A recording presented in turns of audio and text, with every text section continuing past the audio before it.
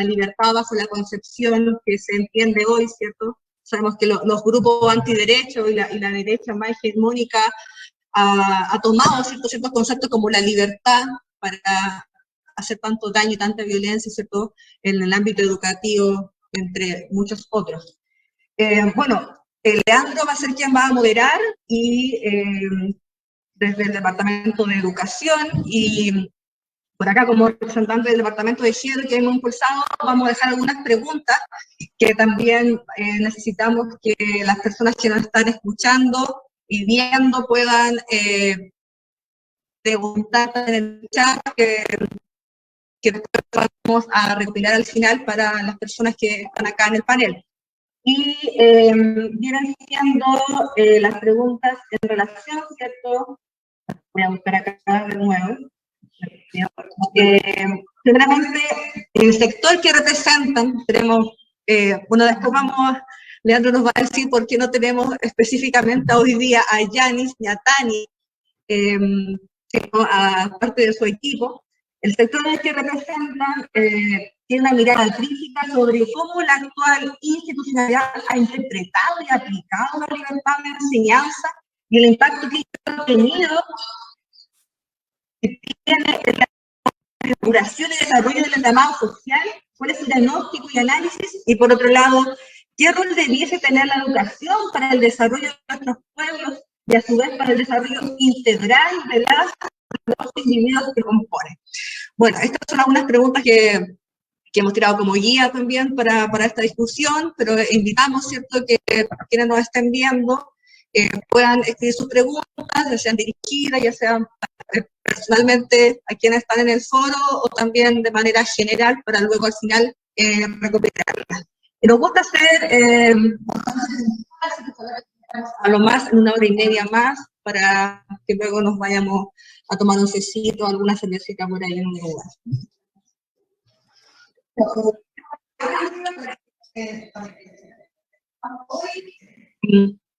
Que tengan buena jornada de diálogo, que es lo que tanto necesitamos en educación. Gracias, Viole. Presidenta. El día de hoy entonces estamos enmarcados en el contexto del Congreso Nacional de Educación. Es por eso también que nos hemos convocado y nos hemos reunido el día de hoy, y tenemos este tema, como decía Viole, como el de la libertad de enseñanza en relación al derecho a la educación, como un tema que ha estado en los medios, en la polémica hace un par de semanas, que la derecha, ¿cierto?, en Chile viene instalando que la libertad de enseñanza debe ser un derecho garantizado en la Constitución que se está hoy día en proceso de redactar. Entonces, nosotros queremos y nosotras queremos redactar una Constitución donde la libertad de enseñanza no sea entendida como, sino que sea redefinida, reconceptualizada. Por lo tanto, ahí hoy día nosotros hemos querido invitar a las contribuyentes que están representadas, Rocío y Liber. Liber viene en representación de Tania, y Rocío en representación de hoy día tuvieron un percance al interior del trabajo que tienen en la convención.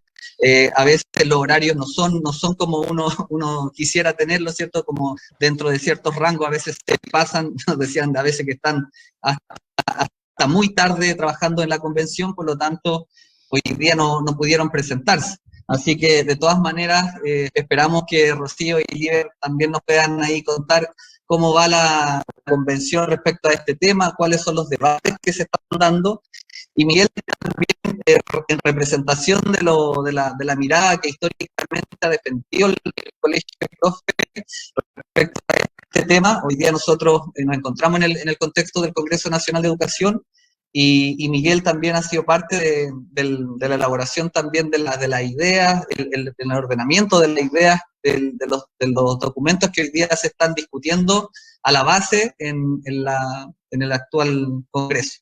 Por lo tanto, ahí el Miguel nos va a aportar también su mirada desde su trabajo, que hoy día no está hoy día en el Departamento de Educación, pero históricamente había estado en años anteriores, en periodos anteriores, trabajando en el Departamento de Educación del del Nacional del Colegio de Profesores y Profesoras de Chile. Por lo tanto, ahí hoy día vamos a tener su presentación también. La idea es que la metodología de esta instancia sean 15 minutos en cada invitado o invitada.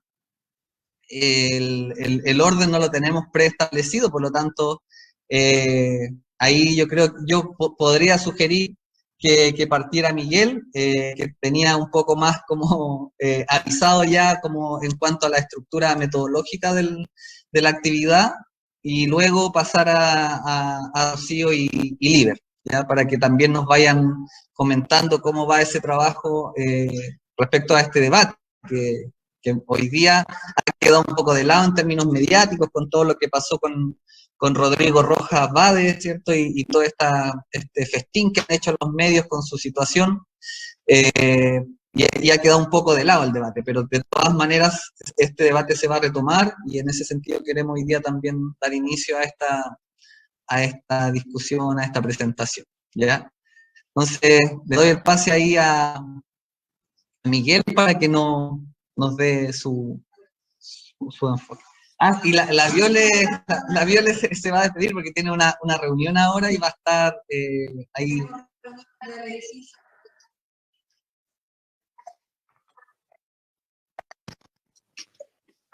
Gracias, Viole. Dele nomás, Miguel. Ya, bueno, buenas tardes, estimadas, estimados, estimades. Un gusto de saludarles. Agradecer la invitación que me hace el Colegio de Profesoras y Profesores de la Quinta Región. Saludar a la Rocío, a Liber y Leonardo, muchas gracias por la invitación. Creo que la confluencia de un momento como este, que es el proceso constituyente, con el Congreso Nacional de Educación del Colegio de Profesores y Profesores, es un momento muy relevante, porque permite, si es que los tiempos de discusión se van, digamos, acompasando adecuadamente, permiten que el colegio haga un aporte al proceso constituyente. Entonces creo que es muy significativo, porque además un congreso de este tipo es un momento en que el colegio de profesores y profesores tiene que hablarle al país, no solo hablarse a sí mismo, y tiene que hablar de lo más importante que debería hablar el profesorado, que es de pedagogía, que es de educación. Entonces, valoro muchísimo ese momento. Yo voy a hacer una presentación, digamos, en una línea, por temas de tiempo. El concepto de libertad de enseñanza y derecho a la educación tiene muchas aristas, y para tratar de acotarme un poco los tiempos, me interesa establecer una mirada que tiene que ver con la relación entre libertad de enseñanza y proyecto educativo, más que la relación entre libertad de enseñanza y negocio educativo, ¿ya? Que es otra de las aristas, otra de las tantas aristas posibles. Entonces voy a compartir una presentación.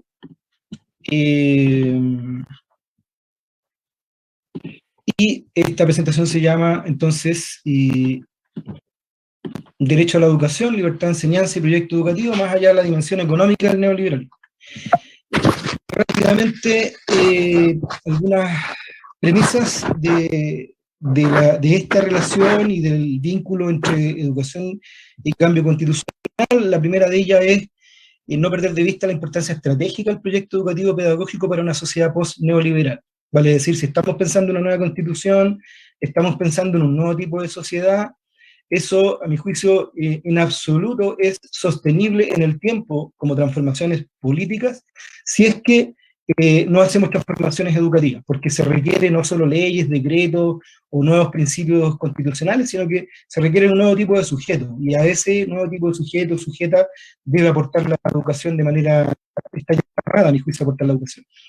La segunda premisa es que no perder de vista que la educación es transversal a múltiples políticas. Al mismo tiempo, necesita una dedicación específica, focalizada. O sea, si uno quiere hablar de cambios sociales, de justicia social, de medio ambiente, de políticas medioambientales que permitan un desarrollo sostenible, si uno quiere hablar de, no sé, Estado plurinacional, de interculturalidad, de diversidad de género, etcétera, etcétera, y quiere desarrollar políticas en esa perspectiva, bueno, todas esas temáticas pueden abordarse en el proceso educativo. La educación es esencialmente transversal en ese plano. De hecho, por eso pongo entre paréntesis a mí que me extraña un poco, no sé si me extraña en realidad, no me extraña tanto, pero me hace ruido que no haya una comisión de educación en la Convención Constitucional que se dedique específicamente a ver este tema, porque es de una relevancia enorme el nivel de transversalidad que tiene para el conjunto de las políticas, de las nuevas políticas públicas. Y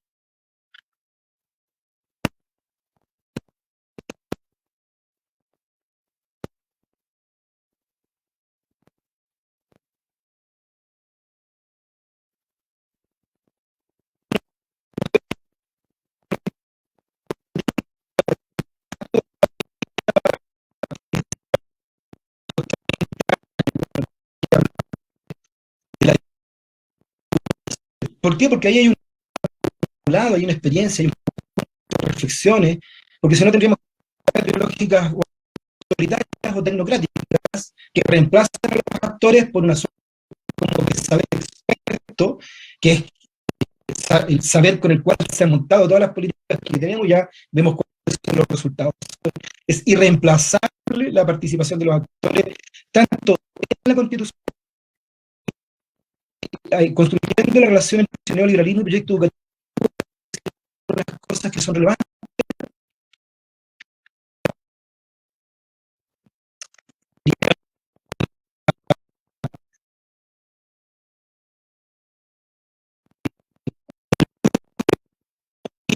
Y ya sabemos cómo se hace, significando los derechos de las personas, sino que el neoliberalismo también plantea un tipo de sociedad, un tipo de sujeto, es un relato que tiene que ver con una forma de comprender la sociedad, las personas, interacciones, etcétera, etcétera. En ese sentido, por ejemplo, el neoliberalismo considera natural e incluso deseable el orden social desigual que tenemos, y porque lo entiende como resultado de las capacidades individuales de las personas. Entonces las personas son distintas, tienen distintos talentos, distintas capacidades, luego es natural que se produzcan diferencias sociales, culturales, etc.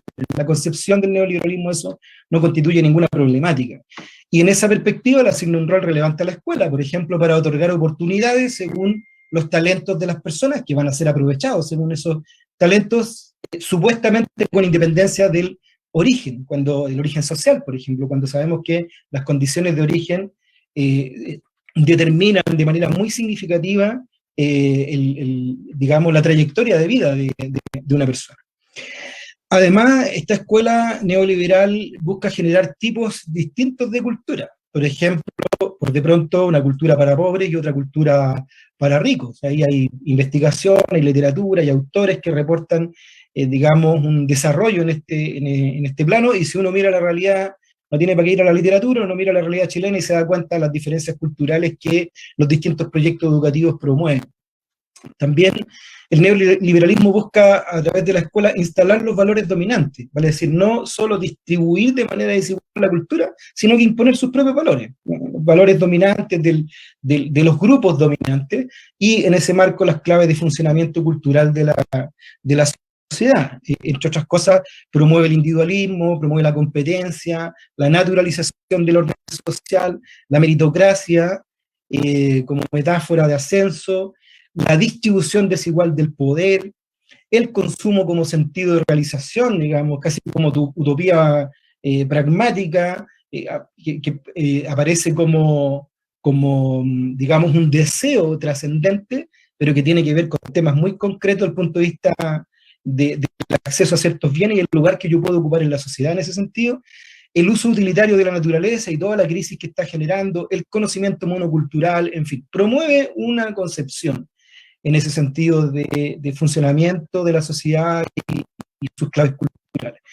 Y en síntesis, el neoliberalismo requiere, por tanto, un tipo de sujeto funcional a la propia existencia del modelo, que sea acrítico, que no establezca reflexiones de tipo ética, de tipo epistemológicas, políticas, un sujeto ojalá técnico, neutro, en fin.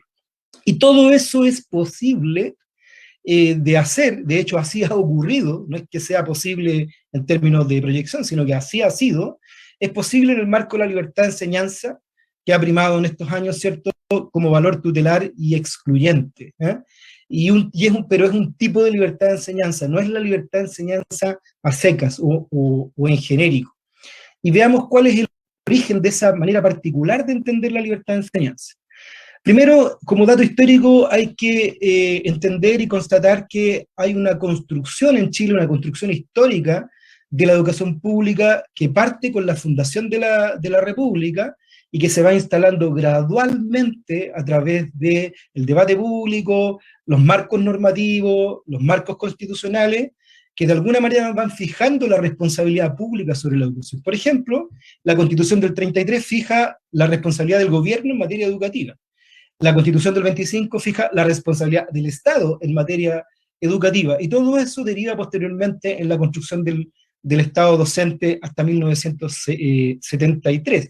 Por lo tanto, diríamos que hay una suerte de continuo, gradual, no lineal, con avances, retrocesos, etcétera, tensiones múltiples, conflictos, interpretaciones distintas, pero que a la larga van marcando una tendencia de ampliación de la educación pública, de ampliación de su cobertura, de construcción de un cierto proyecto educativo, insisto, con todos sus conflictos, avances y retrocesos, pero como tendencia. Sin embargo, hay dos momentos de ruptura a esa continuidad, de ruptura radical.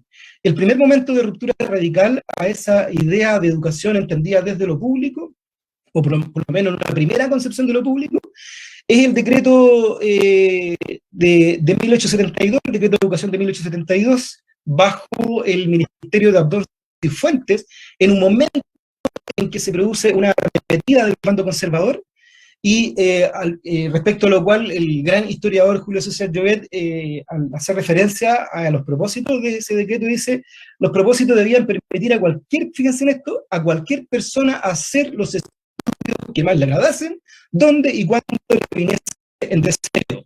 Cualquier persona podría abrir y sostener un colegio, enseñar lo que le pareciese, salvo cuanto contrariase a la moral o al orden público. Esto está escrito hoy día, pero está escrito en la tradición liberal, larga duración del Estado docente.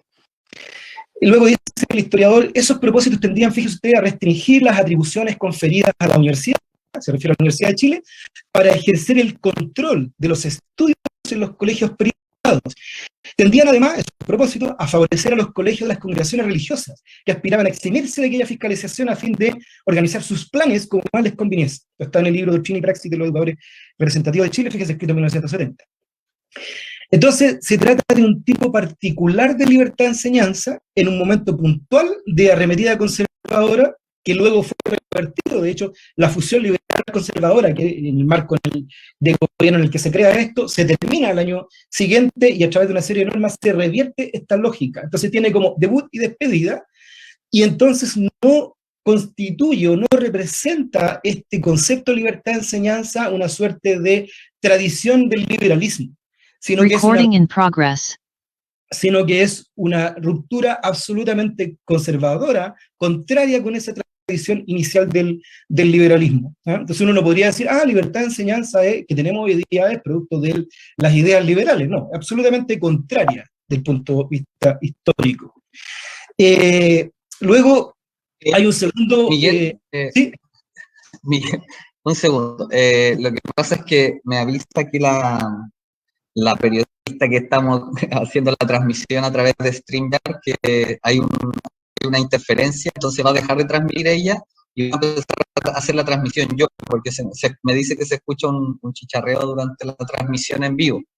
Así Perfecto. Que voy a hacer una pausa porque el problema es el computador de ella. Entonces voy a hacer una pausa, yo creo, unos 30 segundos para poder hacer la transmisión. Porque me dice que en el Facebook se está escuchando como distorsionado el sonido, y eso porque se le está pegando el computador a ella, me dice. No hay problema. Así que vaya a buscar agua nueva. Y ahora sí estamos de vuelta. Bueno, habíamos hecho ahí una pausa. Asumo que ahora se estará viendo la constatación que se está viendo en vivo, porque habíamos tenido ahí una pequeña interferencia. Ya, tú me avisas. Dele más.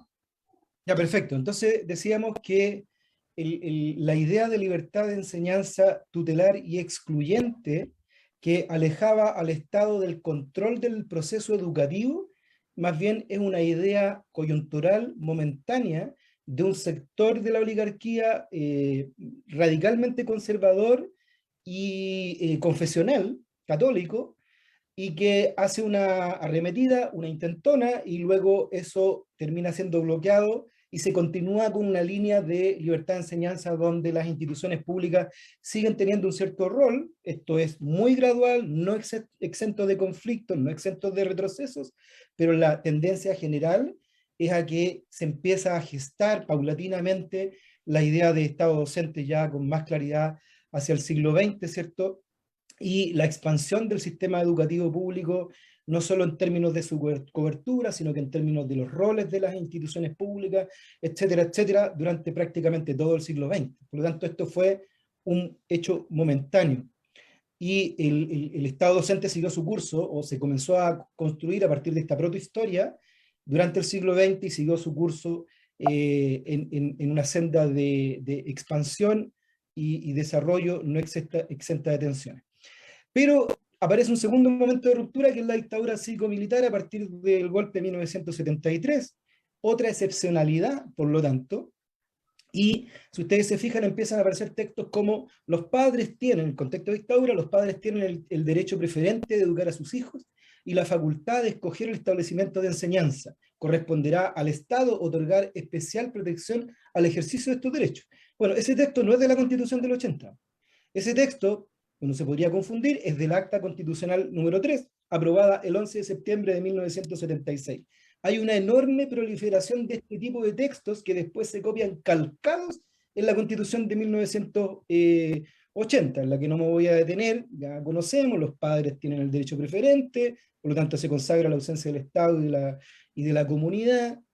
La libertad de enseñanza incluye el derecho a abrir, organizar y mantener establecimientos educacionales. Toda esta lógica, ¿no es cierto?, que se abre hacia la idea de oferta, bien de consumo, mercado, o la libertad de enseñanza no tiene otras limitaciones, fíjense en esto, que las impuestas por la moral, las buenas costumbres, el orden público. Esto ya estaba en 1872, y estaba también en las actas constitucionales y algunos otros documentos oficiales del régimen de la dictadura cívico-militar. La misma idea de escoger, digamos. Entonces, en el párrafo anterior, la libertad de proyecto, y ya no solo la libertad de negocio, la libertad de proyecto, y en este último párrafo la idea de bien de consumo, la idea de, se refuerza la idea de mercado y de demanda, relación, ¿no es cierto?, oferta-demanda. Entonces, ¿cómo podría ir uno retejiendo estos conceptos? Ya lo hemos dicho, ¿cierto?, el concepto de libertad de enseñanza hay que entenderla no solo en el campo económico, como negocio, como mercado bien de consumo, con todas las consecuencias de privatización, lucro. No quiero bajarle el perfil, es muy importante esa noción económica de la libertad de enseñanza, todos los abusos que se han producido, etcétera, etcétera, endeudamiento, en fin, sino que también hay que entenderla en términos de valor tutelar como un conjunto de limitaciones para el desarrollo de un proyecto educativo. ¿En qué sentido? Ese valor tutelar sin derechos a la educación de la libertad de enseñanza implica que existen limitaciones, por ejemplo, para las desigualdades de poder que existen en nuestra sociedad. No hay nada que tienda a disminuir esas desigualdades de poder del punto de vista educacional, todo lo contrario, se acrecientan, son los mismos grupos los que detentan ciertos cargos, originados en ciertos grupos sociales originados en ciertos colegios, etc. Tampoco hay limitaciones para la proliferación de proyectos educativos excluyentes y segregadores, casi completamente al margen del resto de la sociedad, en una lógica muy endogámica. Esta libertad de enseñanza también implica que no hay limitaciones para el surgimiento de proyectos vulneradores de derechos, o bien regidos por intereses y visiones particulares contrarias al interés general. Casos hay cientos de vulneraciones de derechos porque no hay nada que regule en este sentido, o limitaciones para proyectos que materializan la distribución desigual de la cultura. Ya sabemos las diferencias que hay de capitales culturales que se movilizan en uno y otros contextos. Por tanto, es clave el rol tutelar del derecho a la educación, que, digamos, no necesariamente excluye la libertad de enseñanza, pero no es la vieja libertad de enseñanza decimonónica confesional oligárquica que recuperó la dictadura militar y que instaló en la Constitución del 80, pero no puede concebirse solo como garantía de acceso universal. Lo que trato de decir aquí es que hay que reponer el valor tutelar del derecho a la educación para evitar esas, digamos, consecuencias que genera esa concepción particular de la libertad de enseñanza, pero el derecho a la educación no puede entenderse solo como garantía, como garantía de acceso, en el sentido de que debe entenderse también como garantía de participación de un proyecto educativo público. Y aquí está la cuestión central del debate constitucional, a mi juicio, cómo el derecho a la educación está asociada a principios, a principios que tienen que ver con esta participación en un proyecto educativo público. Y allí los actores han sido bastante consistentes en términos de plantear una serie de ideas, la idea de educación como derecho social universal, pero también la educación como bien público, vale decir, como un proceso, como una actividad que no solo beneficia particularmente a quien la recibe en términos individuales, sino como tributa al desarrollo conjunto de la sociedad, el derecho a un proyecto educativo democrático al servicio del desarrollo nacional y local. O sea, si uno mira la Constitución, no hay nada de eso, está completamente desconectada la educación del desarrollo nacional y local, o el derecho a participación en el proceso educativo, entendido esto como la gobernanza desde y con las comunidades, por eso que más que volver al viejo estado docente, en donde también habían ideas de participación en ciertos sectores, pero hay que consolidar el planteamiento de participación directa en la toma de decisiones de parte de las comunidades desde la base, un sistema articulado y colaborativo, por lo tanto no competitivo, es fundamental para refundar como principio esencial de un nuevo marco constitucional, y este punto es clave, el transitar hacia un paradigma educativo, pedagógico que sea consistente con estas definiciones. Entonces, hay que hablar de educación, hay que hablar de pedagogía, hay que hablar de enfoques pedagógicos. El Estado y la comunidad política organizada no puede ser neutro, tiene que tomar partido a favor de la defensa de ciertos derechos y por lo tanto tiene que definir ciertas opciones, por supuesto con amplitud, pero ciertas opciones preferentes respecto del tipo de enfoque educativo pedagógico que se instala. Y cierro señalando que algunos de los principios que los distintos actores han venido formulando, los voy a decir de manera muy rápida, como la idea de una educación para la vida, pero para la vida digna, para la vida compleja, no para la vida rutinaria y funcional, una educación para el desarrollo integral y el respeto por los derechos humanos, no más una educación orientada a la estandarización, al productivismo, al rendimiento, a la comparación, a la eficacia escolar en función de indicadores de resultados cognitivos académicos. Eso definitivamente hay que echarlo por tierra, lo cual implica instalar la idea de educación integral, que entre paréntesis está en varias constituciones en el mundo. Hay constituciones en el mundo que tienen muchísimos artículos, por lo tanto, nuestra constitución no tendría por qué no ser muy específica en este tipo de temas. En la Constitución de Bolivia tiene 14 artículos, hay otras que tienen 12, 8, 10 artículos, y que definen ciertas cuestiones que en nuestro caso, de profundo desarrollo del neoliberalismo, requiere precisión para definir estos principios. Educación pertinente, que sea por lo tanto contextual, que sea comunitaria, que sea territorial. Otro principio que se ha discutido por parte de los actores es que el aprendizaje en el proceso educativo tiene que ser holístico y tiene que ser a partir de saberes para la comprensión crítica del mundo, y no un aprendizaje basado en la transmisión de materias disciplinares. Una de las cosas que se está cayendo con la pandemia es el currículum académico, entre otras cosas que se están cayendo. Educación desde y para la diversidad y la inclusión universal, no solo inclusión para necesidades educativas especiales, que también, y muy importante, sino que inclusión universal, incorporando, por ejemplo, la dimensión sociocultural en el proceso educativo. Educación para una experiencia formativa democrática, vale decir, no solo pensar en la democracia para la toma de las grandes decisiones de la política educativa, sino que la experiencia formativa en las escuelas, en el aula, sea una experiencia democrática. Educación para la justicia social y la transformación. Educación no sexista y antipatriarcal, hay que evitar de todas formas que se siga cimentando la base de la violencia de género, de la violencia de la discriminación contra las diversidades, las disidencias y contra nuestras conductas patriarcales. Una educación laica, por cierto, sin injerencia en ninguna institución confesional. es clave la educación intercultural en nuestros tiempos, pero además tiene que ser descolonizadora y por lo tanto validar otras fuentes de producción de conocimiento que no solo sean el conocimiento, diríamos, occidental, disciplinar, científico, sino que también los saberes populares de las comunidades, los saberes ancestrales de los pueblos originarios, en fin, una educación para la sostenibilidad socioambiental. Esto tiene que ser parte de la vida cotidiana de la escuela. Y finalmente, y ahí me quedo, esto también, entre muchísimas otras cosas, supone la generación de condiciones, porque requiere condiciones, para la emergencia de un sujeto docente como productor de currículum, como productor de políticas educativas a nivel local, como agente de desarrollo cultural, otro sujeto docente y no el sujeto que tenemos hoy día promovido por el neoliberalismo y que está vinculado con esta idea que hemos estado planteando el último tiempo de la pedagogía neoliberal. Ahí me quedo para generar tiempo para las demás presentaciones. Muchas gracias.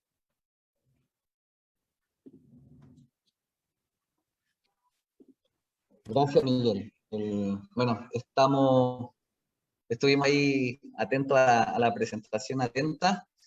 El tiempo, habíamos dicho que eran 15 minutos, se pasó un poquito ahí el tiempo, pero no es un tiempo tan rígido, así que igual de todas maneras, lo mismo para Rocío y para Liber, la idea es que se pueda generar, por lo que ha planteado Miguel también, cómo se aterriza lo que está planteando ahí Miguel, eso y cómo se está viendo en el debate que se está dando al interior de la convención. Sabemos que todavía no, como que no se llega todavía de manera definitiva, lo que saltó como un poco en los medios tiene que ver con el reglamento, y cómo se va dejando afuera, ¿cierto?, de una discusión que la derecha esperaba que se diera y que se garantizara entre los derechos fundamentales, el derecho a la libertad de enseñanza. Eso es lo que entendemos a través de los medios. Entonces, ¿cómo hoy día esa discusión se vincula a lo que está planteando Miguel también, que en el fondo es como algo bastante específico respecto a la aplicación de lo que sería una redefinición? Porque ahí, claro, lo que plantea hoy día los sectores de derecha, o los dueños de los establecimientos particulares subvencionados en su mayoría y particulares pagados, es que lo que se busca, según ellos, es eliminar el principio de libertad de enseñanza. Entonces, parten de un supuesto que todavía eso no se ha discutido. Entonces, ¿cómo lo ven ahí respecto a esa situación? Ahí Rocío y luego Liber, si es que no, tómense el tiempo para poder ahí exponer todo lo que quieran respecto al tema. ¿Cómo lo ven ahí en el actual debate? Rocío.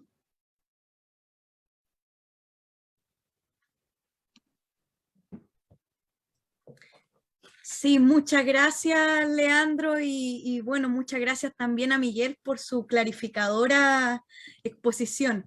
Leandro nos pregunta cómo se aterriza, pero yo lo encuentro tan aterrizado y práctico que me queda muy, muy claro lo que acaba de señalar. Sí, efectivamente, sobre la pregunta, ¿cómo se está dando este debate en la convención? Bueno, la convención está en un periodo en el cual todavía no entra, ¿cierto?, a los debates de fondo, como a definir materia constitucional en sí, sino que en el reglamento lo que se estableció ya son procedimientos que van a conducir la discusión. Ahora, estos procedimientos tampoco son menores porque la metodología, como bien lo sabemos las y los docentes, también afecta, ¿cierto?, el resultado. Así que efectivamente lo que sucedió con esta situación fue que dentro de los contenidos de la Comisión de Derechos Fundamentales, por indicación precisamente del sector conservador de la derecha, se intentó instalar, consagrar como a manera de derecho, porque hay un catálogo como mínimo que se hizo una enumeración, e intentaron indicar, añadir la libertad de enseñanza y el derecho preferente, ya ambas cosas por separado, que es prácticamente todo lo que hay en la Constitución del 80, como que lo quisieron asegurar de inmediato. Ahora, claro, eso no sucedió, se pidió votarlo de hecho, y no sucedió, se rechazó, y por eso todo este escándalo mediático que quiere posicionar a la convención como contraria, ¿cierto?, al interés de la familia en la educación de sus hijos, hijas e hijes. Entonces, eso fue lo que pasó. Ahora, claro, el debate que también se está dando esta semana y se va a dar en el próximo, también tiene relación precisamente con dónde se va a dar finalmente el debate educativo. Si se va a dar en la Comisión de Derechos Fundamentales o si habría que crear una comisión única, como sugiere Miguel, o bien habría que integrarlo a otra comisión, porque también tengo entendido que hay constituyentes que han sugerido tratar el derecho a la educación en una parte y mover el modelo educativo a otra comisión. Cuestión que también podría arriesgar, ¿cierto?, la coherencia del derecho a la educación con la bajada de este derecho. Entonces, en eso está la discusión como hasta el momento. Y lo que debería definirse esta y la otra semana es dónde se va a dar ese debate y con qué y bajo qué condiciones, elementos ya de quórum y otras cuestiones como mecanismos de toma de decisiones. Pero ese es el estado de la discusión actual.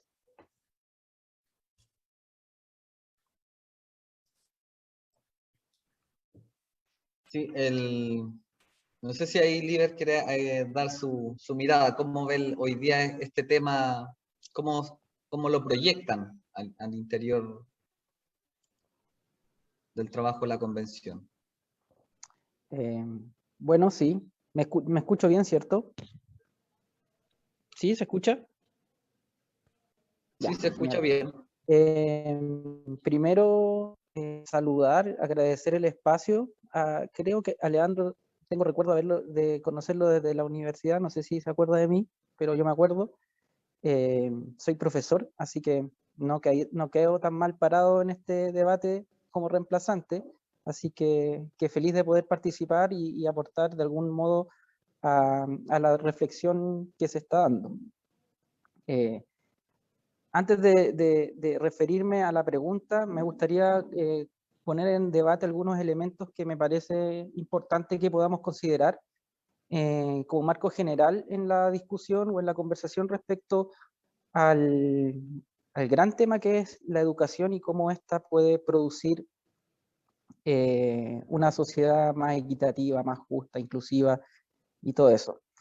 En primer lugar, señalar que hay que distinguir dos cosas. Una, el proceso constituyente versus la convención constituyente o la convención constitucional. Lo que se abre después de la revuelta y lo que se abre después del 18 de octubre, y principalmente gatillado por la acción de estudiantes escolares, nos invita a iniciar un proceso constituyente que una de sus etapas y componentes es la convención. Es importante hacer este señalamiento porque pensamos que no va a ser posible generar una sociedad o un modelo o una carta magna que apunte hacia las transformaciones que los pueblos necesitan sin la incorporación de todos los pueblos de Chile en el debate. Y este foro permite justamente eso, nutrir un debate no solamente a los convencionales, sino que también generar un ambiente de debate nacional, de discusión nacional, o de discusión de las naciones que habitan el territorio de Chile, y los chilenos que están en el extranjero, de modo que se pueda nutrir y que en el fondo tenga legitimidad, no solamente para tener una carta magna bien escrita, no solamente para que estén todos conformes, sino que también para que puedan defender los logros que tenga las comunidades en el proceso constituyente. Ese es el primer elemento que me gustaría comentar. En segundo lugar, me gustaría señalar que nuestro modelo educativo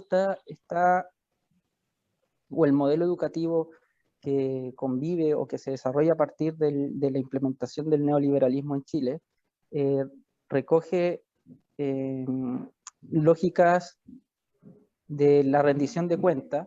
Estas lógicas de rendición de cuentas comienzan a darse a nivel mundial desde la Guerra Fría, cuando Estados Unidos empieza a competir por el desarrollo económicamente, en tecnología, en deporte, en educación, con el bloque socialista. De modo que deciden introducir un tema a la discusión, que es el tema, bueno, ya venía debatiéndose desde antes, pero fuertemente el tema de la calidad. Y la pregunta era, ¿cómo medimos la calidad? Y es ahí cuando empiezan entonces a adoptarse las lógicas del management, las lógicas de la rendición de cuentas, las lógicas de las evaluaciones estandarizadas, las lógicas de las pruebas internacionales que procuran indirectamente de generar currículums mundiales, currículums a nivel global, que producen competencia, que producen segregación, y eso se traspasa al modelo educativo en Chile, de modo que, por ejemplo, pruebas como el CIMSE, en vez de apoyar o producir igualdad, equidad, produce competencia entre establecimientos y produce segregación, debido a que con el resultado del CIMSE el Estado no decide, por ejemplo, vamos a invertir más en este colegio o en esta escuela que le fue mal, sino que más bien segrega y separa. Entonces se incorpora el concepto de la libertad de enseñanza como libertad de elección respecto de a qué escuela o a qué liceo voy a llevar a mis hijos. Ese es un elemento que como proceso constituyente debemos tener en consideración, porque buscamos generar un proyecto educativo que produzca una sociedad más justa, equitativa, no sexista y todo lo demás que se mencionó. Entonces, desde mi punto de vista, el proceso educativo tiene dos aristas importantes. En primer lugar, una arista desde el punto de vista de los derechos, es decir, de las lógicas redistributivas, y en segundo lugar, desde las lógicas productivas. Es decir, en primer lugar, las lógicas redistributivas tienen que ver con cómo un derecho se procura para una cantidad de manera universal y para la mayor cantidad de personas posibles en un territorio. Y por otro lado, y por otro lado, cómo estas lógicas, cómo la educación también es un elemento que permite las lógicas productivas, es decir, no solamente cómo se distribuyen derechos, sino que cómo este derecho produce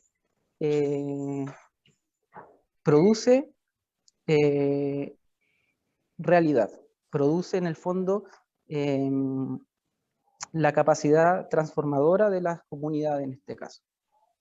Es bien interesante porque el proceso educativo o la enseñanza tiene esta dualidad que otros derechos no lo tienen. En general los derechos, cuando se debaten, tienden a estar vinculados a la idea de la redistribución, pero pocas veces a la idea de la producción. Y la educación tiene esta dualidad que es bien interesante ponerla en discusión. Por lo tanto, cuando se discute desde esa perspectiva, de la perspectiva de la producción, no solamente vemos cómo se reparte, por así decirlo, la educación equitativamente, sino que cómo la educación produce una sociedad con justicia social, no sexista, antipatriarcal, intercultural, descolonizadora, con sostenibilidad socioambiental. Y para terminar, y retomar el punto del comienzo de la participación y del proceso constituyente, pensamos que la producción, en este caso, del modelo educativo tiene que realizarse de los territorios, tiene que ser situado, y por lo tanto yo esperaría que, por ejemplo, el colegio de profesores o las comunidades educativas empiecen a generar sus asambleas, que empiecen a vincularse con los procesos de participación que van a empezar a abrirse en la convención, de modo que sus voces lleguen al texto y en el fondo puedan incorporarse al texto final de la Carta Magna. Creo que eso sería, además, sería un cierre redondo, en el sentido de que las comunidades educativas comenzaron esto, de alguna manera las comunidades educativas pueden incidir y ponerle un cierre a la discusión, más que un cierre, un texto a la discusión constituyente. Por ahí me quedo yo por ahora, y si es que podemos seguir discutiendo, mejor. Gracias, Liber. Bueno, la idea del foro de hoy día, como les planteábamos al inicio, es que como estamos nosotros hoy día en el marco del Congreso de Educación a nivel nacional, hemos tenido una participación baja, y es porque en el contexto también en el que nos encontramos, donde hay como una especie de media presencialidad mezclada con hibridez, ya muchas de las instancias del Congreso se han hecho de manera virtual. Por lo tanto, la participación virtual hoy día se hace mucho más compleja porque ya llevamos prácticamente 1 año y medio de virtualidad, y ya la mayoría de los y las profesoras ahí no quieren conectarse más en este tipo de discusión. Entonces, en algunos contextos se ha dado de buena forma, y en otros el Congreso, en algunas comunas, ha andado súper lento. Entonces, la idea también es que el proyecto inicial del Congreso tiene como objetivo que lo que salga del Congreso en definitiva pueda llevarse y que se pueda acoger de alguna manera en la convención. Y hoy día, en muchos casos, las profes creen que esto no va a ser posible. O sea, que va a salir en definitiva una síntesis de toda esta discusión congresal, y que esa síntesis va a quedar como ahí en los archivos. Entonces no habría manera de hacer que este proceso constituyente que ahí menciona el Liber realmente se desarrolle de esta manera, como que surja desde abajo, ¿cierto?, una posición, desde la discusión de bases de las comunidades, y que efectivamente lo que salga de ahí quede instalado de alguna manera en la nueva constitución.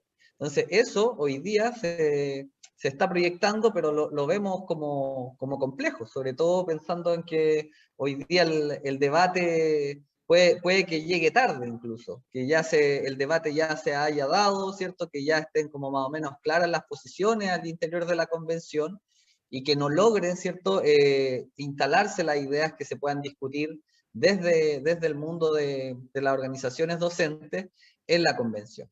Entonces esa era cómo pueden visualizar eso, y ahora vuelvo un poco a la Rocío, que como se había quedado un poco en responder la pregunta, y la idea es que también, Rocío, puedan ahí ver cómo se da el debate al interior, no solamente en la contingencia, sino cómo van a ver de aquí en el tiempo que queda, porque por ahí como que el Miguel planteaba esta idea de la comisión, si efectivamente se va a formar o no una comisión específica. Tú también ahí planteaste algunas como matices de estas comisiones, que podrían formarse 2 comisiones diferentes, ¿cierto? Una que incluya la educación dentro de los derechos fundamentales, otra que va a ver como la parte más específica. Entonces, ¿cómo proyectan esa instalación del debate? ¿Hay hoy día posibilidades efectivas, por ejemplo, de redefinir de manera radical la libertad de enseñanza, o hay que en el fondo empezar como a negociar al interior? ¿Cómo se ve la fuerza, la correlación de fuerzas también al interior de la convención? ¿Cómo lo ven ahí?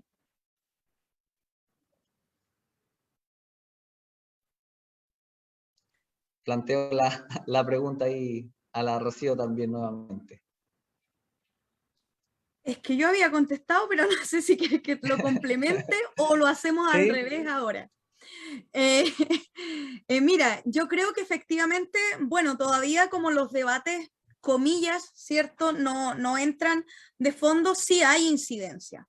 Ahora, eso, o sea, sí hay posibilidades de incidencia. Ahora, hay ciertas cuestiones que particularmente también como docente también me preocupan, y la primera es que hay mucho desconocimiento en cuanto a lo que estos principios implican en educación.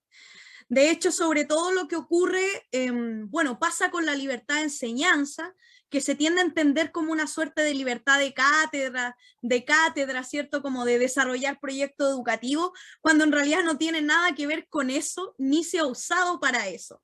De hecho, ni siquiera es una libertad que refiere a las y los docentes o a las comunidades educativas, sino a sus sostenedoras y sostenedores. Y lo que hace justamente la libertad de enseñanza es otorgarle la propiedad absoluta de las escuelas a estos sostenedores.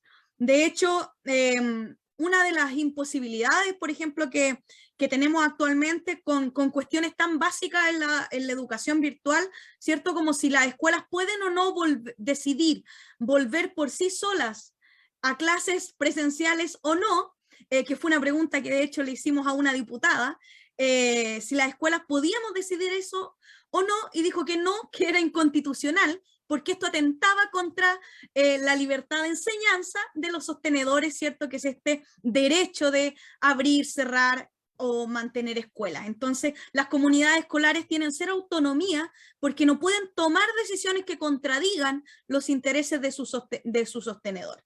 Y eso va desde, desde una huelga docente, ¿cierto?, de trabajadores y trabajadoras, hasta que estudiantes tomen decisión sobre si usar un uniforme porque podría afectar la imagen del establecimiento, o bien estas cuestiones de funcionamiento, como si una escuela debe estar, ¿cierto?, abierta o cerrada en este contexto. Ahora, claro, también trae otros valores consigo, como por ejemplo, esto de instalar valores neoliberales en la escuela, esta primacía de la moral conservadora, ¿cierto? Como incluso se habla de las buenas costumbres, del orden público, de la seguridad nacional, como una cuestión ideológica central. Y esto es bastante preocupante porque en la práctica implica una escuela jerárquica, asimétrica, que tiene una función disciplinar sobre las y los estudiantes, y no como, ¿cierto?, pensamos algunos desde la educación, que propenda a la liberación, a la autonomía. Entonces, sí es complejo, y es complejo que sea un debate, uno, tan poco difundido, y dos, sobre el cual todas y todos tengan autoridad, menos al parecer las organizaciones docentes, porque también se ve mucho que es complejo. Lo que yo veo complejo al momento, por ejemplo, es el trabajo con organizaciones docentes dentro de la convención. Siento que eso hay muy poco. Y que, por ejemplo, la decisión, ¿cierto?, de una posible comisión de educación o dónde se va a discutir, no está dada, está permeada por este poco conocimiento, ¿cierto?, de lo que implica la discusión en un lado o en otro, por toda la dimensión de lo que implica este derecho. Se dice, por ejemplo, que dar esta discusión en la Comisión de Conocimiento, de Cultura, sería más complejo, pero que esa complejidad al parecer no podría darse en la Comisión de Derechos Fundamentales, donde está ahora, y hay poco trabajo con organizaciones docentes. O sea, ¿cómo estamos incidiendo en ese debate desde el mundo docente? Es preocupante porque ha habido mucho activismo, por ejemplo, frente a las comisiones de investigación, ¿cierto?, de ciencia, mucha movilización, también frente a la de cultura hubo un activismo bien grande, pero frente a la de educación, no hubo un pronunciamiento hasta que las comisiones estaban como divididas. Entonces, eso también es complejo, y yo creo que hay que hacerse cargo de eso, de ese debate. Y creo que ese es uno de los principales riesgos que podría permear la discusión, y es que hasta el momento la participación de las organizaciones docentes en el debate no es muy activa. Pese a que queda todo este proceso, por supuesto, de comisiones donde van a haber audiencias, se va a escuchar a las organizaciones, pero claro, es un proceso distinto y en una etapa distinta a esta, que es donde se está definiendo cada una de esas líneas de debate y cómo va a quedar distribuido, porque no es menor si la discusión de educación queda concentrada, por ejemplo, en una sola comisión, donde las organizaciones docentes, de estudiantes, de trabajadoras y de trabajadores van a tener una presencia fuerte, así se mueve parte del debate a otra comisión, donde vamos a estar divididos, y vamos a tener una presencia menor y una incidencia menor en el debate. Entonces, esa cuestión es preocupante. Y claro, a veces también es comprensible que por el volumen de información cuesta seguir al debate, pero yo creo que esa es la importancia justamente de estos espacios y de que estemos conectados y comunicando lo que pasa, para que también podamos organizarnos y pensar cómo estructurar este debate y cómo queremos desde la educación que se estructure. También yo creo que creer que el debate en educación va a ser menos complejo porque está en una comisión que no se vincula con otras comisiones o con otras áreas del conocimiento, es también no entender, no conocer que las organizaciones docentes llevan muchos años pensando esto. Y claro que es claro cuando Miguel expone este modelo que es muy profundo, está muy interrelacionado con otras áreas de la vida democrática y política. Es claro que las organizaciones docentes lo han pensado desde un modo complejo y no desde un modo simplista. Y también es desconocer que se puede dar esa discusión complejamente desde las y los protagonistas de la educación sin necesidad, ¿cierto? Ni tampoco excluyendo a otras y otros profesionales de otras áreas.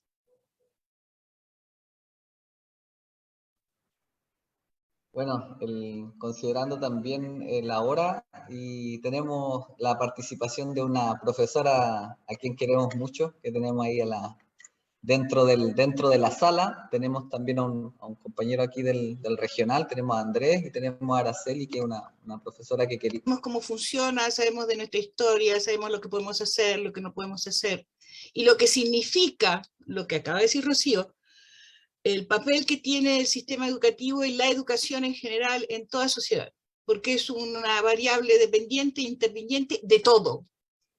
O sea, no se puede hacer nada sin que esté la educación entre medio, o sea, a ver si nos entendemos de una vez por todas, ¿sí? Y a mí me dio mucha indignación, y yo comparto con Miguel lo que propuso, que se arme una comisión de conocimiento, investigación y no sé qué cuentos más, ¿sí? ¿Por qué? Porque son investigadores y tienen más peso que nosotros los maestros. Si eso es así, estamos pésimos. Pero más que pésimos estamos, porque nadie nos va a escuchar. Y respecto del tema que los convoca de la libertad de enseñanza, yo creo que la libertad de enseñanza, como tú bien dijiste, Miguel, es heredera directa del conservadurismo más radical de este país, que no se ha ido nunca. Una vez el Pancho Varela dijo una cosa maravillosa en un seminario, o sea, cuando en medio de la dictadura se hablaba de que no se podía hacer investigación, que el peso de la noche de la dictadura, Pancho Varela dije, mire, el peso de la noche tiene 400 años en este país. Y tiene 400 años porque la mentalidad borbónica no se nos ha ido. Es tan complejo que ni siquiera tenemos palabras para decir ciertas cosas. O sea, tenemos que recurrir al alemán o al francés o al inglés para decir, ¿ya? Porque no estuvieron en la cultura borbónica, que eso también no es menor. Y uno de los factores importantes es el valor de la escuela pública, laica, gratuita y obligatoria. Eso no es parte de la cultura borbónica. Y el conservadurismo chileno es un ejemplo fantástico de la representatividad histórica de esa cultura borbónica. Entonces, la libertad de enseñanza es para ellos, no para los demás. Y ese es un tema no menor. Y el esfuerzo que se hizo durante el gobierno Aguirre Cerda y todo lo que siguió después, incluso con ciertos cuestionamientos que yo tengo al gobierno de Frei Montalva sobre el modelo educativo que se asumió, pero la ruptura del 73 es muy fuerte, y la ruptura del 73 es retomar el modelo de 100 años antes, o sea, simplemente eso. Y hay una cosa que yo creo que tiene que quedar bastante clara: la libertad de enseñanza no significa nunca, jamás, que los padres no puedan elegir la escuela a la que quieren mandar a sus hijos. La libertad de enseñanza, lo que es contrario, porque eso es una falacia que se ha inventado y que está en todos los artículos del Mercurio todos los días, ¿sí? Porque yo leo el Mercurio todas las mañanas, ¿no? Entonces, eso es un invento de la derecha conservadora de este país, aún de José Joaquín Brunner, ¿sí? Que defiende la libertad de enseñanza a capa y espada. Entonces, para mí el problema es que si no aclaramos que la libertad de enseñanza no tiene nada que ver con la posibilidad que tienen los padres de elegir la educación de sus hijos, lo que sí tiene que ver es que la concepción chilena de libertad de enseñanza significa que el Estado se tiene que hacer cargo, cuando los papás no tienen plata, de pagarle la parte de la plata que necesitan para mandarlos al colegio privado que ellos quieren. Y eso es lo que a mí me parece aberrante. Porque en realidad el tema, el que haya colegios particulares y públicos, es lo más normal del mundo en todas las sociedades occidentales y orientales. ¿Sí? Y el papá, si tiene plata, lo mandará a un colegio privado al sujeto en cuestión. Y si no tiene plata, lo manda a la escuela del barrio. ¿Sí? Pero el problema es que los millones de pesos que se gastan en este país para subvencionar las escuelas particulares, si se invirtieran en el sistema público de educación, estaríamos en otra historia. Y una de las cosas que hay que quebrar es que la escuela pública no es la escuela de los pobres. La escuela pública es la escuela de todos, pobre, rico, de izquierda, de derecha, del color que quieran.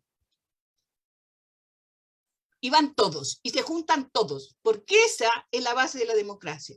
Y el otro tema que me parece muy importante que tocaste, Miguel, es que para tener esa escuela tenemos que repensar completa la formación docente.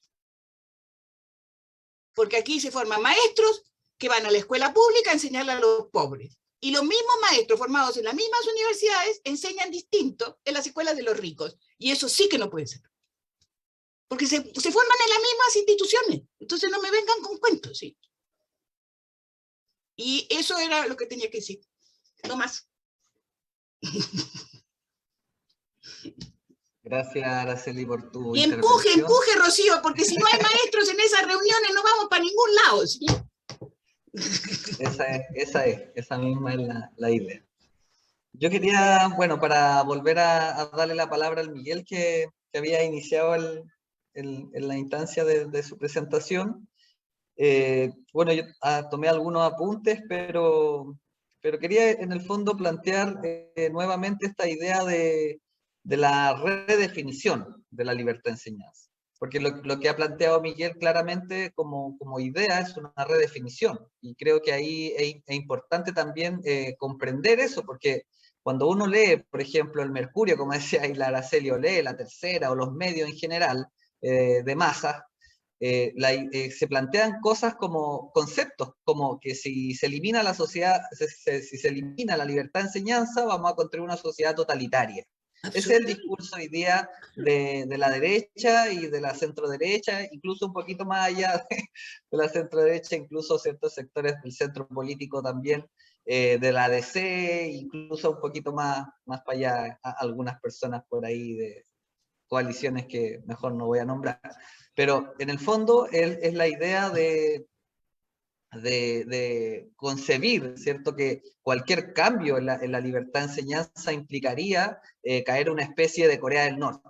Esa es como la caricatura que se están haciendo desde los distintos sectores de la derecha. Entonces, creo que es importante igual esta noción que plantea el Miguel, porque es una mirada también diferente, que es plantear este concepto de lo post-neoliberal, ¿cierto? Es una superación del neoliberalismo, donde nosotros en el fondo estamos acostumbrados a concebir esta idea de la libertad, porque en el fondo estamos hablando de cuestiones de principios fundamentales. La idea de la libertad, ¿cierto?, entendida por el neoliberalismo, es totalmente clara en el texto constitucional. Entonces, ir más allá de eso, redefinir la libertad, porque no es solo la mención de la libertad de enseñanza, es una comprensión de la libertad fuera de la cárcel, ¿cierto?, digamos, conceptual del neoliberalismo.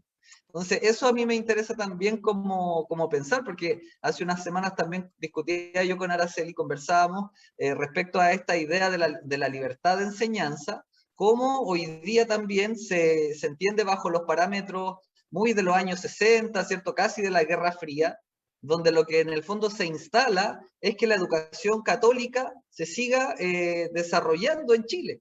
Es mantener en el fondo esta definición del Estado como anclado a la religión católica, donde en el fondo son las iglesias quienes hoy día tienen grandes cantidades de establecimientos particulares subvencionados a su cargo. Son los proyectos confesionales católicos los que en el fondo hoy día tienen este nicho y que no quieren soltarlo. Entonces, ¿cómo se le quita ese espacio a los proyectos confesionales, creo que es un trabajo y tiene que ver con esta idea de lo laico también que se ha planteado. No sé si ahí, Miguel, podrías como profundizar un poco más en esta idea de la laicidad también, porque hoy día hay personas que no les parece extraño que el Estado financie la educación particular. Católica. Sí, mira, el primero, yo creo que precisamente lo que hay que hacer es señalar que lo que se está discutiendo, lo que se está impugnando, no es la libertad de enseñanza, Bravo. sino que es un concepto específico de libertad de enseñanza. Eso yo considero que es fundamental decirlo, para no aparecer como el demonio, ¿cierto?, que está en contra de la libertad.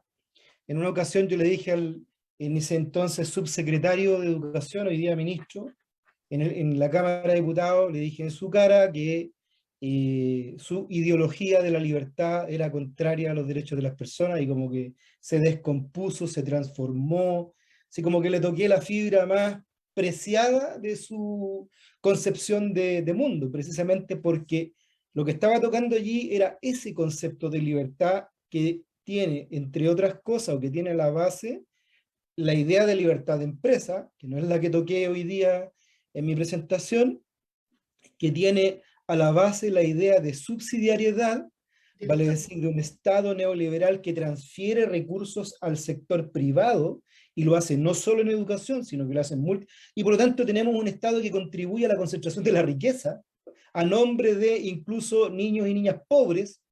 Tenemos esa segunda dimensión, y tenemos una tercera dimensión de ese concepto de libertad de enseñanza, que fue el que yo abordé, que es el de entregarle potestad a los sostenedores para privatizar el sentido del proyecto educativo. Y por lo tanto, una libertad que impide conectar a la educación con la deliberación democrática de un proyecto nacional educativo.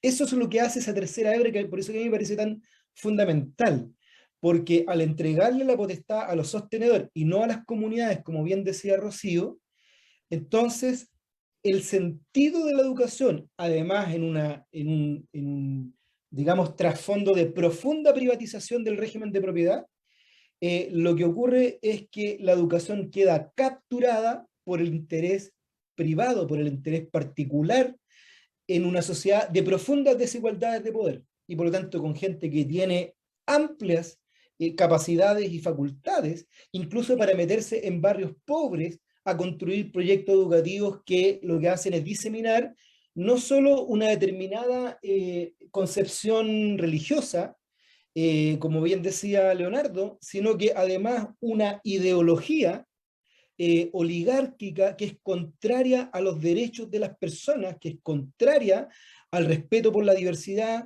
que es contraria, ¿no es cierto?, a la dignidad humana, que es etcétera. Entonces, es la protección, por eso que es el neoconservadurismo del siglo XIX, porque ya no es solo la protección digamos, de los colegios de una determinada, digamos, creencia o fe o confesión, sino que es la protección de determinada concepción de mundo, incluso que pudiese llegar a ser laica, no necesariamente religiosa, por ejemplo, neoliberal, digamos, no conservador, que cree en la desigualdad, cree que es natural la desigualdad, cree que es natural la imposición de poder de unos grupos por sobre otros, y que forma gente para dominar, que forma gente para dirigir, que forma gente para negarle la condición de sujeto protagónico a los sectores que están más desfavorecidos por este modelo capitalista neoliberal. Entonces, esta tercera dimensión, que tiene que ver con la desconexión del proyecto educativo con el interés general, con lo común, con lo público, como decía Araceli, es fundamental. Entonces, lo que hay que hacer, a mi juicio, es dos operaciones. La primera operación es eliminar la prevalencia del concepto de libertad de enseñanza por sobre el derecho a la educación. Eso es lo primero. Y por lo tanto, colocar el derecho a la educación por sobre. Y lo segundo, y no eliminar la libertad de enseñanza, colocarla por sobre. Y lo segundo, al hablar de derecho a la educación, hay que hablar del derecho a la educación como derecho a un proyecto educativo democrático país. Y eso significa colocarle principios. Y por lo tanto, usted podrá existir con su escuela, pero que hay unos principios que se tienen que resguardar. Por de pronto, los derechos fundamentales de las personas, etcétera, etcétera, etcétera. Entonces, es el doble movimiento de colocar el derecho a la educación por sobre de la libertad, no eliminarla, y el segundo movimiento es atribuirle significado al derecho a la educación como el derecho a un proyecto educativo público democrático, con una serie de principios. Si hacemos eso, pues las escuelas privadas podrán seguir existiendo, pero es otro el marco filosófico, normativo y de desarrollo de nuestra sociedad. Eso, a mi juicio, es digamos, el conjunto de movimientos que requiere la construcción de un modelo educativo post-neoliberal, que en el documento en el que trabajamos, ahí aportó Leonora Reyes, en fin, lo define como un modelo estatal comunitario. El documento ahí lo que plantea es no volver al viejo Estado docente, recoger lo mejor del Estado docente y asumir los desafíos que tiene una sociedad post-neoliberal, los desafíos ambientales, los desafíos de diversidad, etcétera, etcétera. Y eso requiere, bueno, la participación directa de las comunidades, en fin, un modelo estatal comunitario. Eso es lo que nosotros creemos y lo que yo creo personalmente.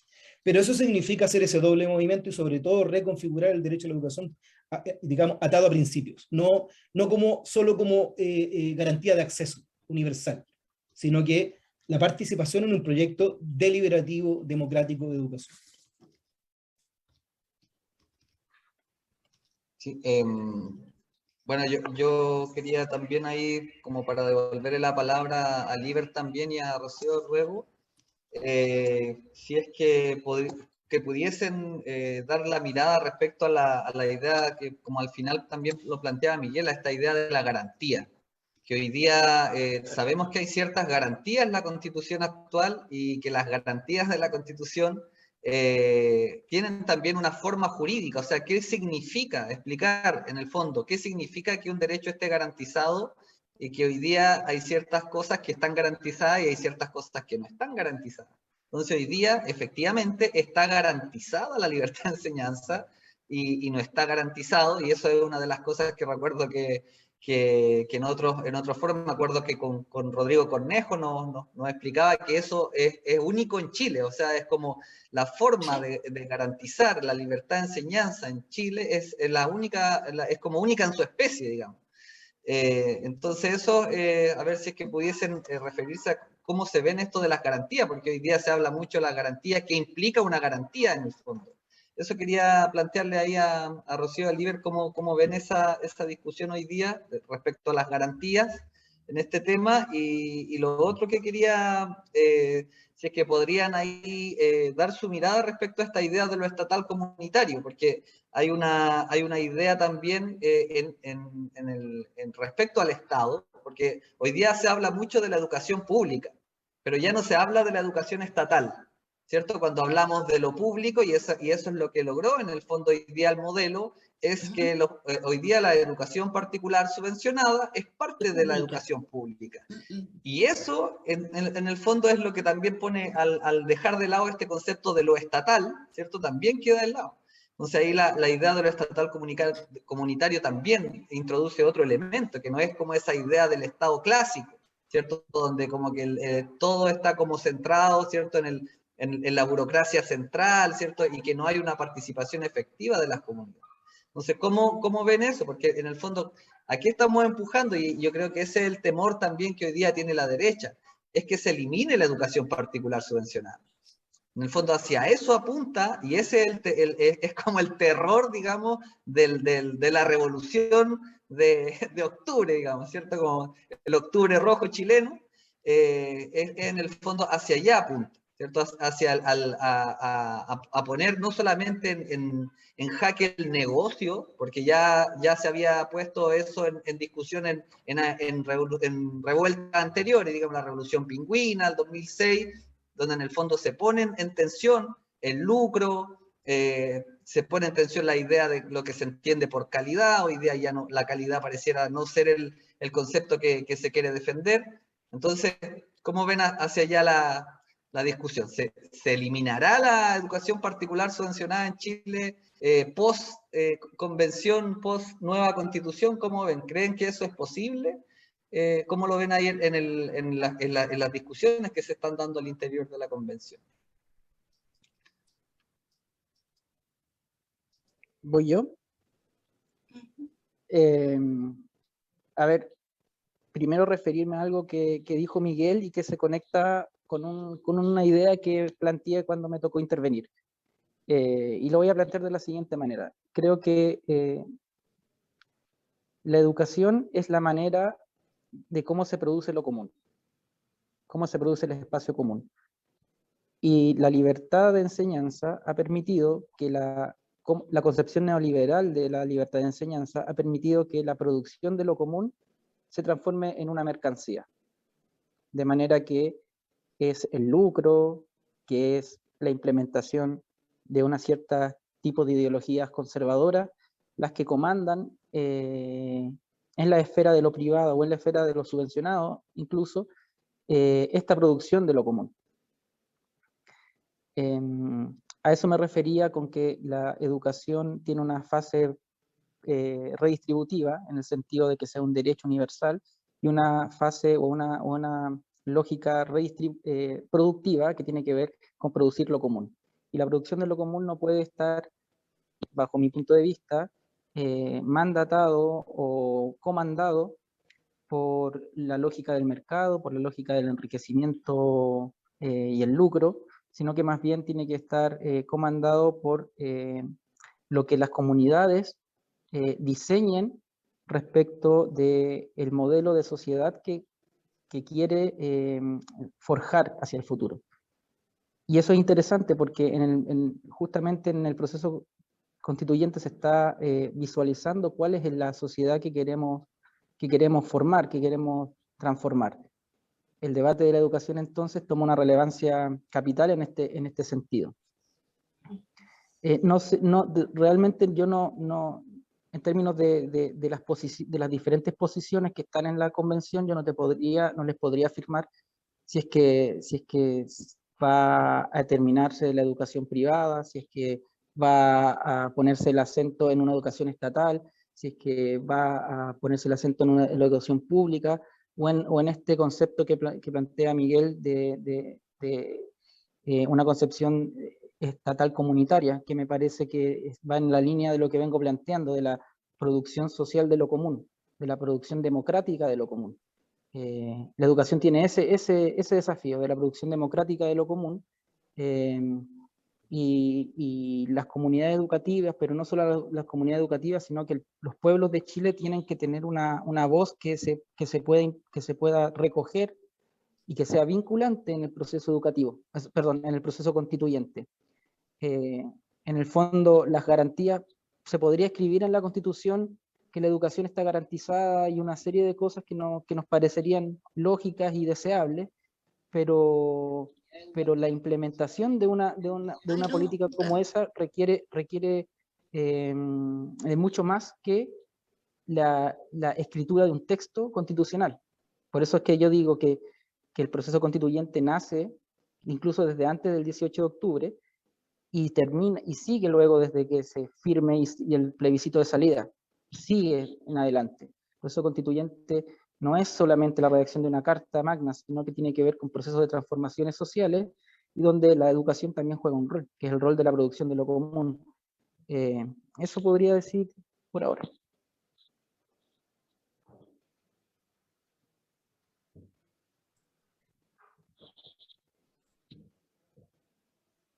¿Yo?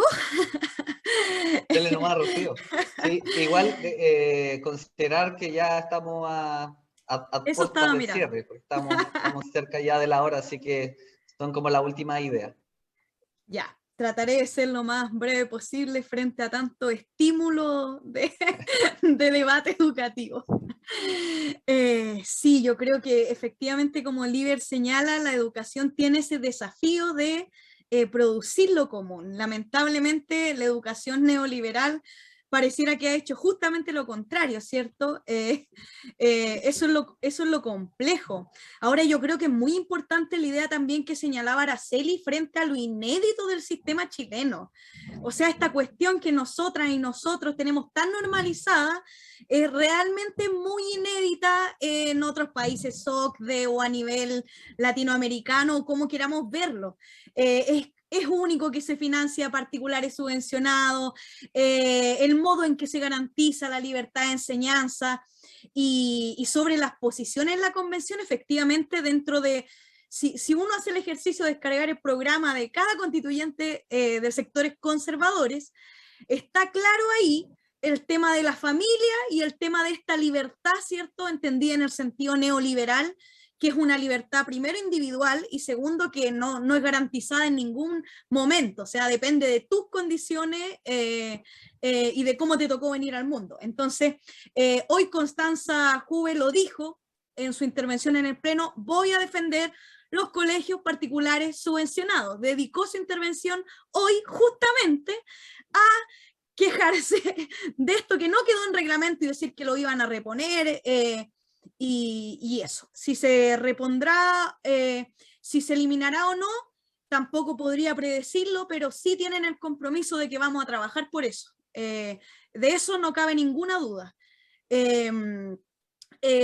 Sobre la idea de la libertad, creo que no es menor, y esta tercera hebra que tocaba Miguel es absolutamente clave, o sea, la desconexión del proyecto educativo con lo público, que él decía es contrario a los derechos de las personas y a una democracia, una construcción de lo común, de lo público, realmente es muy fuerte. Y ahí yo también me gustaría, para cerrar, relevar el rol del tema del derecho preferente, que parece que a veces no impacta tanto, y a mí me impacta al mismo nivel, casi incluso más que la libertad de enseñanza, porque, por ejemplo, tenemos que la libertad de enseñanza efectivamente dice que no podrá orientarse a propagar tendencia político-partidista, ¿cierto? Y todo esto de que los padres tienen el derecho de escoger el establecimiento de sus hijos, cosa que también podríamos cuestionar por el hecho de que el derecho a elegir preocupa o tiene sentido en la medida que hay una educación precarizada que no cumple con estándares mínimos de dignidad y otra que aparentemente sí.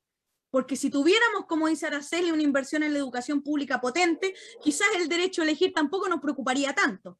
Entonces, está también encerrado en la idea de la libertad de enseñanza, esta idea de la política como algo negativo o impropio del espacio escolar. Y eso es muy grave porque en la práctica implica, ya lo sabemos, mucho, persecución política de trabajadores y trabajadoras, censura u omisión de temas en el currículum escolar, y lo que es peor, produce una subjetividad, una despolitización generalizada, una desafección política. El que la gente participe hoy o no, o cuánto interés tiene en este proceso, es producto de ese modelo educativo. Entonces, esa tercera hebra es muy importante, y la patita que tiene en el derecho preferente no es menor, porque el derecho preferente lo que señala es que, claro, los padres tienen este derecho preferente y el deber de educar a sus hijos, con lo cual se consagran dos cosas. Primero, que niños, niñas y jóvenes no son sujetos de la educación, no son sujetos de derecho. El derecho a la educación los tienen sus padres, que es quienes tienen la capacidad de consumo, por supuesto. Entonces, el derecho a la educación queda condicionado por los intereses particulares en el ámbito de la educación pública. O sea, está el interés particular de la familia, sus creencias personales, su capital cultural, incluso el hecho que exista o no una familia, condiciona y abandona a los niños que no cumplen con esas condiciones. De hecho, el derecho preferente es una de las cuestiones que se apeló cuando se intentó instalar la educación sexual integral. Se apeló a que era inconstitucional por el derecho preferente de los padres. Es lo mismo que cuando se debatió el tema del proyecto de derechos humanos en educación, también salió esta idea del derecho preferente. Entonces funciona como un mecanismo para bloquear contenido e intervenir la educación pública con intereses particulares. Entonces el derecho preferente no es menor, y es bastante grave condicionar el derecho a la educación por eso. Y en ese sentido, ahora sí cierro, yo creo que efectivamente acá todos tenemos un rol muy importante Creo que efectivamente también desde la academia es muy importante poder leer otras voces en prensa, en otros espacios, porque se tienen tomado el debate público y están todos los medios en esta campaña del terror. Y creo que sin duda alguna el rol de la educación en la transformación social o en este proceso histórico es fundamental, porque en realidad la convención constitucional, las y los constituyentes tienen que tomar conciencia de que cualquier transformación profunda o menor que pueda hacer la convención no se va a sostener sin la educación. O sea, es muy frágil. Si el proyecto educativo no es coherente, no propicia, no sacamos nada, por ejemplo, con habilitar una nueva institucionalidad con todo un sistema de mecanismos de democracia directa y participación, si no hay incentivo a la participación política, si no se entiende la política y la construcción de lo común como algo central. Entonces, sin duda alguna, el desafío es grande, el compromiso de Yanis está al respecto de trabajar en esa línea, de trabajar también con las organizaciones docentes, y creo que ahí solamente hay que tomarse la palabra, como decía Araceli, y no abandonar este debate, porque fácil no va a ser, eso lo sabemos. Así que con eso Leonardo, también hay que contar. Perdona, Leonardo, ¿puedo agregar un punto muy acotado? Sí, dele nomás, si no, igual nos podemos pasar un poquito Leandro. para ir cerrando. Chiquitito, lo que pasa es que Rocío lo dijo todo, yo creo que es fundamental todo lo que planteó, muy, muy relevante. Yo solo acotar que, así como no hay que pisar el palito de que nos muestren como contrarios a la libertad de enseñanza secas, y como que estamos en contra de eso y se va a suprimir y se va a acabar, tampoco hay que pisar el palito de que nuestra voluntad es terminar así como de la noche a la mañana con los colegios particulares subvencionados. Porque lo que tiene que hacer, a mi juicio, la nueva política y la nueva concepción constitucional de educación es establecer el trato preferente del Estado sobre sus escuelas, sobre su sistema escolar. Y al establecer un trato preferente, eso significa no solo colocarle todas las lucas y todas las condiciones, sino que además potenciar un proyecto educativo público. Y eso solo deberá ir fortaleciendo una capacidad de expansión de la educación pública en Chile al alero de políticas activas en esa materia. Por lo tanto, no hay que caer en la trampa de decir sí, queremos eliminar las escuelas particulares, porque eso no tiene ningún sentido, además que es inaplicable en el corto y en el mediano plazo por una serie de razones. No es tan fácil así como sacar comunidades completas de un lugar y meterlas en otro lugar. Sería contrario incluso a los propios intereses de los estudiantes, a los derechos de los estudiantes. Entonces a mí me parece que ahí hay que como ser claro, no se trata de, no vamos a entrar en un debate de esas características, y por lo tanto lo público acá es lo central, como una nueva concepción tiene que hacerse cargo de ello, precisamente para que no se siga formando un sujeto técnico, un sujeto apolítico, un sujeto que no puede discutir sobre la sociedad que tenemos, o que se muestra una idea de democracia donde hay escuelas que han votado por si leer o no leer a Pedro Lemebel, y se ha votado por no leer a Pedro Lemebel, y eso como sentido de democracia, cuando en realidad está vulnerando un derecho humano, está cometiendo una profunda discriminación, y entonces es urgente montar los principios de una educación pública en la Constitución. Eso. Excelente.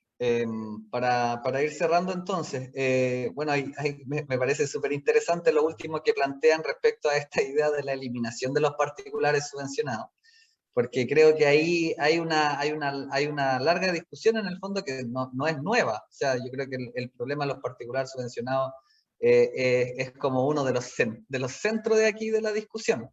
Entonces, creo que ahí coincido con lo que plantea Miguel, o sea, hay que tratar de aterrizar, por eso digo, la discusión a este tipo de situaciones, porque en el fondo cuando te llevan hacia allá, te dicen, pero es que ustedes quieren eliminar los particulares subvencionados de un día para otro, eso. No queremos eso. Queremos eliminar los particulares subvencionados, pero no de un día para otro, ni de un año para otro, porque eso es imposible. Entonces, es un proceso ya que implica tiempo, pero en definitiva yo creo que hay una idea también que va instalándose, por ejemplo, lo que plantea ahí Miguel, el trato preferente del Estado a la educación estatal y pública. Hoy día existe la igualdad de trato, entonces la subvención es la misma en los dos sectores, entonces ahí hay cierto que ir especificando cada vez más la discusión, que es una discusión compleja.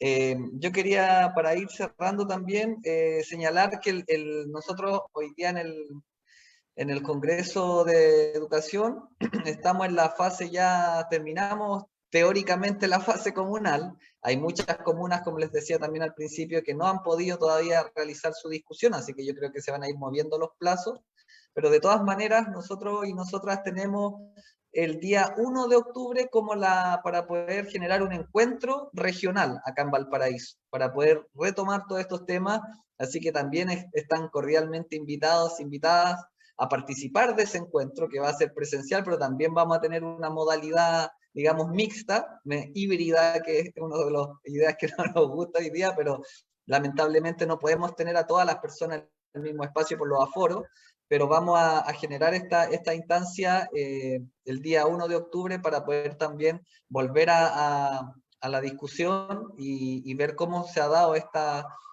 deliberación de las distintas comunas, de los distintos espacios en este contexto también del Congreso. Así que ahí le extiendo la invitación para que puedan participar de esa instancia, no solamente ahí a la Yani y a la Tania, sino también a sus equipos que hoy día la han representado por las circunstancias que hoy día nos encontramos, y por supuesto ahí a Araceli y a Miguel también se extiende la invitación, que hoy día estuvieron ahí activamente también dando su mirada.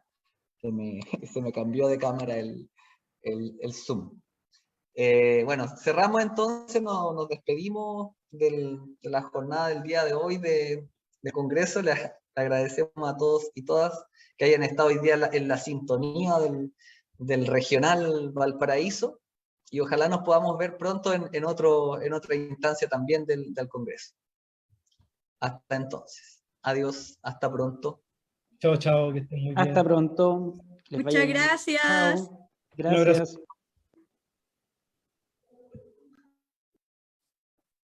Gracias.